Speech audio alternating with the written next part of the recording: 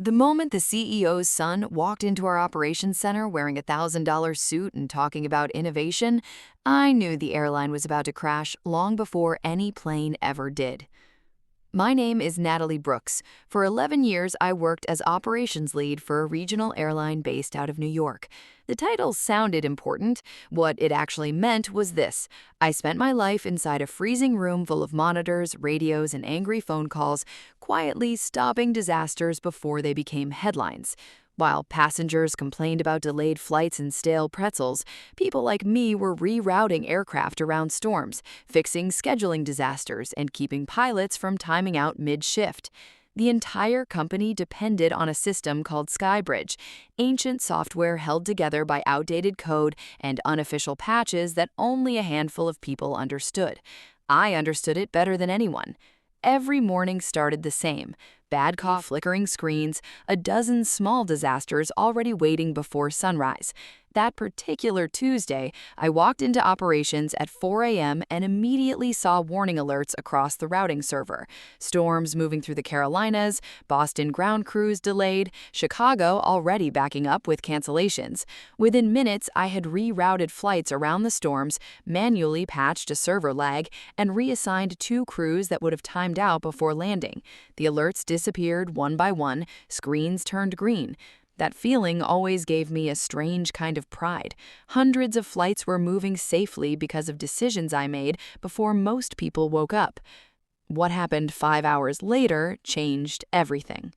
Around 9 that morning, the atmosphere inside operations changed instantly. Expensive perfume replaced the usual smell of stale coffee and stress. In walked Ethan Mercer, the owner's son, with his fiancée Vanessa close behind holding a tablet like she was about to save the world. Ethan had spent years traveling through Europe pretending to discover himself, while the rest of us worked overtime keeping the company alive.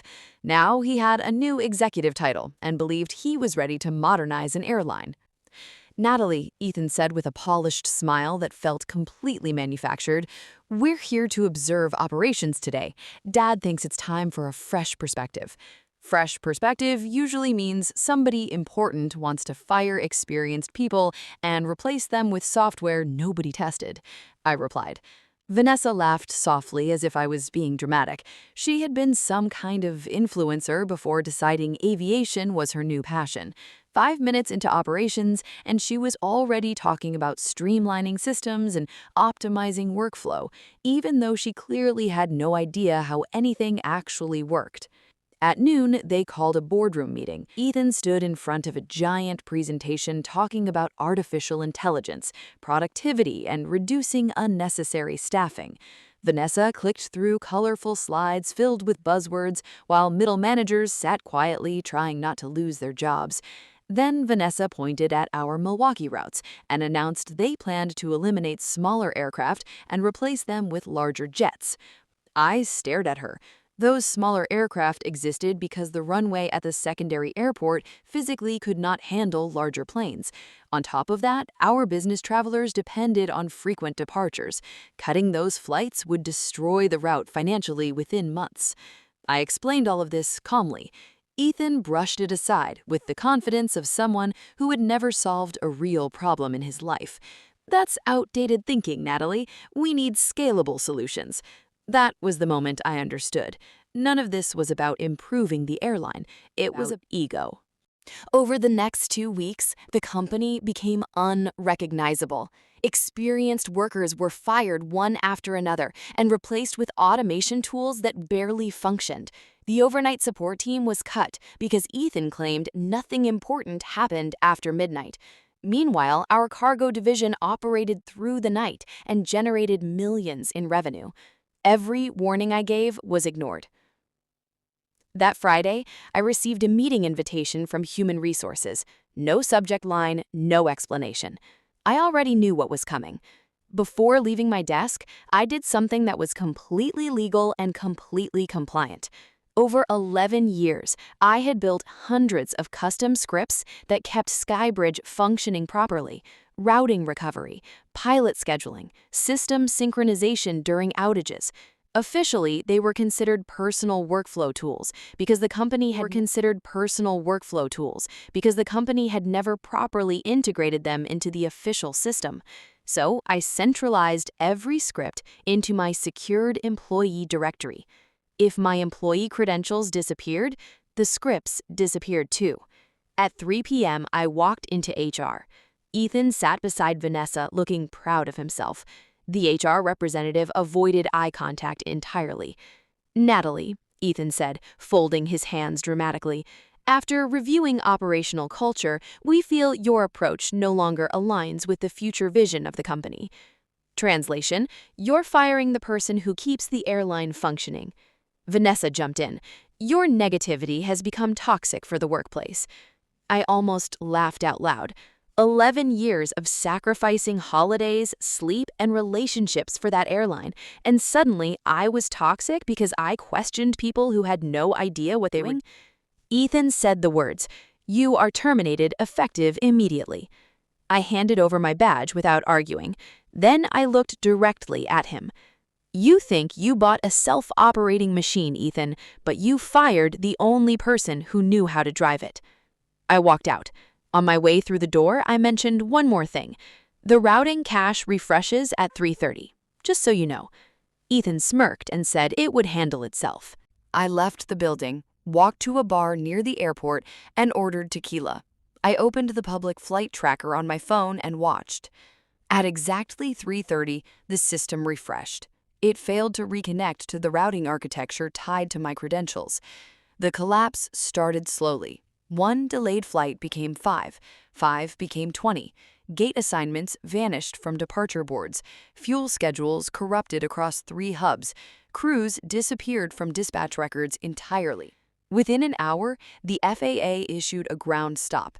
The airline froze completely. Passengers were stranded at gates across the country. News stations began reporting a system-wide failure. My phone exploded with calls from operations staff. Ethan called 7 times. Vanessa sent texts saying people were suffering and I needed to act professionally. I blocked both of them. Finally, Richard Mercer, the owner himself, called personally. Unlike his son, Richard had built the airline from nothing decades earlier. His voice sounded like a man watching something he had created over a lifetime come apart in an afternoon. "Natalie," he said, "this is a disaster. Come back tonight and fix this. I'll fire Ethan, I'll fire Vanessa. Name your price." For a moment, I considered it. Part of me still loved the chaos of operations, the monitors, the pressure, the feeling of solving impossible problems before sunrise. But then I thought about every warning that had been ignored, every smug smile from people who believed experience no longer mattered, every experienced worker who had been quietly walked out the door over the past 2 weeks. I took a breath. You let them destroy the company. Now you have to live with it. I hung up. The airline lost millions within days. Flights canceled across the country. Investors panicked.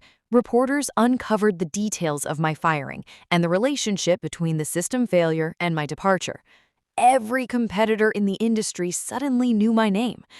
2 days after I sat in the bar watching the collapse on my phone, I accepted a consulting contract with one of the airline's largest rivals, nearly triple my previous salary.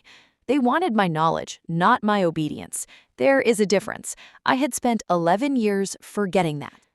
I worked from home rebuilding their systems while watching my former employer collapse on television. A week later, Ethan was fired. 6 months later, the airline was sold in pieces to 3 different buyers. The Milwaukee routes were discontinued in the first month of new ownership, exactly as I had warned in that boardroom. Sometimes I still miss that operations center. I miss the flashing screens, the pressure, the cold air and the bad coffee, and the specific satisfaction of turning a wall of red alerts completely green before the rest of the city had woken up. But I remember something else now. Companies love to call workers replaceable. They love that language. It makes the people in expensive suits feel powerful. It makes experience feel disposable. It makes 11 years of quiet, exhausting, invisible work feel like something be automated away without consequence. They believe that right up until the moment they discover exactly how expensive replacement really is. My phone has not stopped ringing since. If Natalie's story stayed with you today, drop your city in the comments below. I want to see how far this reached. And if you have ever been the person quietly keeping something alive that others took for granted, share this with someone who needs to hear it. Subscribe for a new story every week. The next two are on your screen right now.